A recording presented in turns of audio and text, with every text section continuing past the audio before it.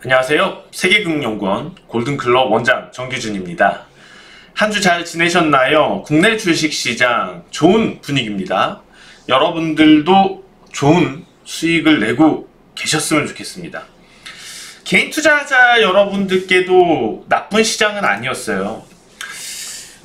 전반적으로 봤을 때 개인 투자자들도 사실상 수익 낼 만한 종목들이 많이 있었다. 개인 투자자들이 좋아할 만한 종목들, 특히 올해 울고 웃겼던 그런 제약바이오주들 많이 올랐어요. 이와 더불어서 전반적으로 지금 개인 투자자들이 좋아하는 종목과 또 기관, 외국인이 좋아하는 종목도 좋은 분위기였어요. 무슨 얘기일까요? 시장은 랠리라는 거죠. 바로 그게 랠리입니다. 제가 이 랠리에 대해서 10월 8일날 예언을 했죠. 예상을 해서 10월 8일자 투자 전략을 한번 꼭 참고해서 봐주시면 좋을 것 같아요. 10월 8일자 투자 전략에서 두 가지 이슈를 말씀을 드립니다. 지금 10월 8일 지금 시장은 다음 랠리를 준비하고 있다. 이 부분이 강조되었고, 그런 근거들 중에 한 가지 환율 얘기를 들었어요. 환율이 아마 추가적으로 더 하락할 것이고, 빠르면은 올해 안에 1100원 선까지 하락할 거라는 예상을 했습니다. 오늘 환율 어떤 동향이 있었죠? 자, 코스피 지수 이렇게 올랐고, 환율로 넘어가서 한번 보실 텐데, 정부에서 구두 개입이 있었죠. 환율 하락을 그냥 보고만 있지 않겠다, 이런 뉘앙스. 그러면서 폭등했어요, 환율이. 보통 이렇게 환율이 폭등할 때는 시장에 어떤 큰 악재가 나와야 되는데, 물론 이제 코로나 확진자 수가 늘어난 것도 있지만 그것보다는 정부의 구두 개입 때문에 올랐다. 정부에서 어떤 개입은 할 수 있죠. 시장 개입을, 환율 시장 개입은 할 수 있지만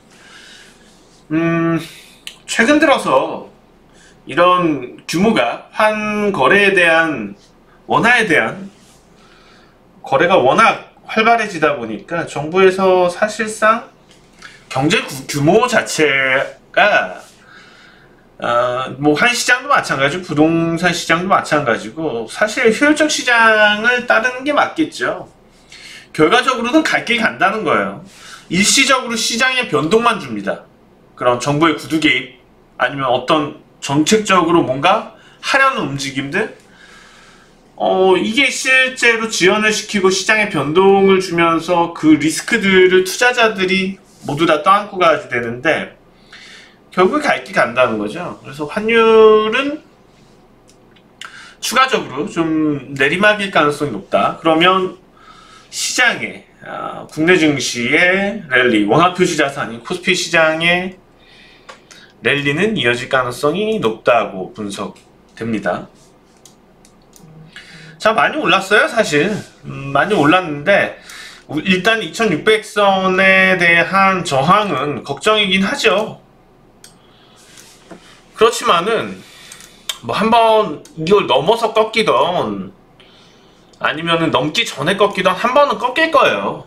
한 번은 꺾이고 갈 텐데, 그거에 대해서 명확한 시점은 누구도 모른다. 알 수 없다, 그거는. 그거를 무서워서 지금 투자를 못한다? 당장 언제 다가올지 물론 이제 한 번은 있겠지만. 그래서 저는 그런 거에 대해서 아예 뭐 있을 수도 있고 없을 수도 있다는 생각을 하고 접근을 해야지, 반드시 나는 조정이 나타나면은 매수를 할 거야 라고 생각을 하면 못 사죠. 코스피 시장과 더불어서 코스닥도 좀 안 좋다가 최근 들어서 오히려 코스닥이 코로나가 막 또 확산이 되면서 관련주들도 움직이고 오히려 시장의 방향성을 지금은 잡았어요. 너무 다행이에요. 자, 여기서 만약에 역으로 잡았다면은 실제로 좀 기운이 빠지죠. 그래서 제 생각에는 개인 투자자들이 좋아하는 종목들도 단기 랠리 정도는 생각해야 되지 않나 생각은 듭니다. 그렇지만 주축은 코스피예요. 주축은 코스피라는 사실에 대해서는 잊지 마셔야 될 것 같고. 자, 본격적으로 오늘 주제에 대해서 좀 논해보겠습니다. 제약바이오주 지금 사야 하나? 이건 관점에 따라서 달라요. 그때그때 다르다는 거죠. 자, 오늘 상한가 기록한 종목들 보면은 대부분 제약바이오 종목들입니다. 녹화하는 시간이 목요일입니다. 목요일날 밤에 녹화를 하기 때문에 목요일 시장을 보고 말씀드린 겁니다. 금요일 시장이 아니니까 차가 없으시기 바라고요. 바이오톡스텍 보시는 것처럼 상한가, 에비프로바이오, 헬릭스미스, 비트컴퓨터도 뭐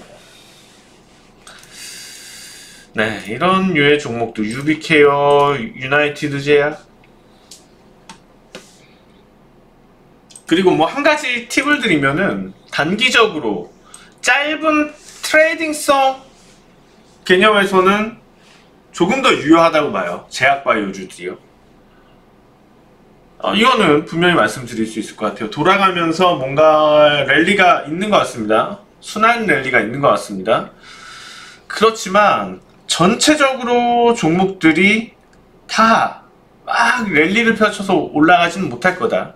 순환매 차원에서만 진행이 되고, 유나이티드 제약 같은 경우에 지금 차트가 딱 보이는데 아마 전고점 못 넘을 겁니다. 전고점에 물리신 분들, 가격권 8만원 이상권에서 물리신 분들은 이번 상승 기회가 빠져나올 구멍이겠죠. 구별하셔야지 되고. 자, SK케미칼, 국내 이제 백신 이번 주에 이렇게 된 거는 이제 지난주부터 파이자하고 모더나 관련된 모멘텀이 존재를 하는 거죠. 백신에 대해서 효능이 좋다라는 부분들. 국내에서는 SK케미칼의 자회사 SK바이오 뭐죠? SK바이오팜인가요? 상장사가 아니죠. 바이오팜이 아니고 뭐 찾아보시고요. SK 자회사입니다. 케미칼 자회사입니다. 갑자기 이름이 요즘 갑자기 종목 이름들이 막 생각이 그렇게 안 날 때가 있어요. 큰일입니다. 더 똑똑해져야지 되는데 그래야지 여러분들한테도 수익 많이 드리고 그럴 텐데, 아무튼 더 똑똑해지기 위해서 노력을 해야 되겠습니다. 그 SK케미칼 지분 100%, 90%인가요? 자회사의 백신 개발이 아마도 국내 정부에서 좀 체크를 하는 것 같죠. 그러면 지금 백신에 대해서 확보 전쟁이죠. 국가 간에. 이런 측면에서 한국이 밀리고 있는데 아마 어쩌면 관련돼서 국내 백신 관련해서 어떤 좋은 소식이 조만간 나올 수도 있습니다. 그러면은 SK케미칼 같은 경우가 좀 단기적으로는 흐름이 전고점 돌파하면서 흐름이 한번 나올 수 있어요. 그렇지만 장기 투자는 아니에요. 짧게 지금 코로나 관련주며 백신 아니면 치료제 관련해서 지금 급등하고 있는 종목들 단기예요. 제약바이오주는 지금은 이제는 짧게만 봐야 된다. 언제든지 털고 나올 수 있는 준비. 올라가도 털고 내려가도 털고, 내려가면 손절을 빨리 하고 나올 수 있는 준비, 올라가면은 또 올라가는 대로 잘 먹고 나올 수 있는 준비를 꼭 하셔야지 돼요. 그래서 그러면 중장기 투자 관련돼서는 관점이 어떻냐? 변함은 없습니다. 최근 들어서 말씀드리고 있는 부분 그대로예요. 이제 종목들 점검을 좀 해볼 텐데요. 2차전지 관련돼서 제가 좀 적극적으로 말씀을 드렸었어요. 계속 삼성 SDI하고 에코프로비엠. 자, 조정을 이용 기회를 줘요. 여지없이 기회를 줬습니다. 기회 관련돼서 얘기를 드렸었는데 여지없이 기회를 줬어요. 자, 장중에 이런 저점들이 나왔고 지금 에코프로비엠입니다. 2차전지 관련돼서 특집으로 방송했던 부분들도 동영상 찾아보세요. 한번 꼭 찾아보세요. 삼성 SDI도 조정을 주면서 기회를 줬었죠. 아차 놓쳤다 싶을 때가 사실은 매수 시점입니다. 그래서 너무 막 재지 마시고, 어차피 길게 보고 가야지 되니까. 엄청 많이 올랐네요. 엄청 많이 올랐지만 가치 측면에서는 여전히 그렇게 높다고 보여지진 않아요. 제 기준이지만요. 그래서 2차 전지 관련주들을 끌고 가자. 그 다음에 최근에 말씀드렸던 LS 정책 관련해서 좀 글로벌 정책 관련돼서 방향성이 좀 나오는 것 같죠. 실적 역시도, 그러니까 실적 대비해서 저평가되어 있는데 성장성을 가지고 있으니 지금 같은 좋은 주가 흐름이고, 뭐 조정이 일시적으로 있을 수도 있겠지만은 역시 중장기적으로 끌고 가야지 되는 종목이다. 네, 기대를 해봅니다. 지금 이제 추세를 돌려야 되는 시기이기 때문에 아마도 매수 기회를 계속 줄 거예요. 그 기회들에서 헤매지 마시고 너무 재지 마시고 그냥 여유있게 다가서도 괜찮지 않을까. 어느 정도 모습을 보여주고 그때부터는 추세 전환, 지금 추세 전환 단계에 있어요. 추세 전환 이후에는 한 달 수익이 빠르게 나니까 잘 챙기셔야지 될 거고, 마지막으로 H&M이 있었죠. 지난주에 말씀드렸습니다.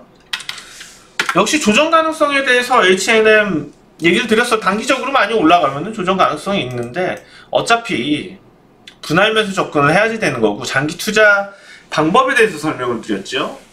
진입 시점에 가격 변동을 해지하기 위해서, 방어하기 위해서 가격 변동을 분할 매수해라. 만약에 지난주에 제가 말씀드리자마자 매수를 몰빵을 하셨다면 고점에서 물렸죠. 대응하기 어렵죠.